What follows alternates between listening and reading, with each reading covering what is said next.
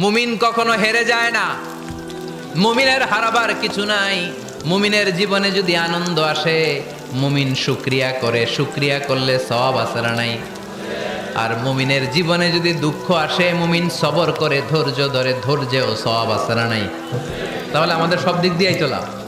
আনন্দের দিনগুলাতে শুকরিয়া করব, আর দুঃখের দিনগুলাতে ধৈর্য ধরবো। দুইটার মধ্যে সওয়াব আছে না নাই?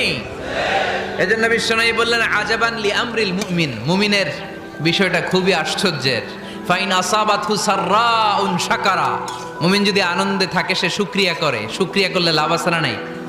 ওয়াইন আসাবাতহু দাররাউন সাবারা, আর দুঃখে পড়লে সে সবর করে, ধৈর্য ধরে, ধৈর্য ধরলে সওয়াব আছে না নাই? তার মানে আমাদের হারাবার কিছু আছে। মাঝে মাঝে আল্লাহ আমাদেরকে দুঃখ কষ্ট দিয়ে পরীক্ষা করতে চান, এগুলো আমাদের জন্য খারাপ নয়। এই দুঃখ কষ্ট বিপদ আমাদের কোমরকে সোজা করে, আমাদের পায়ের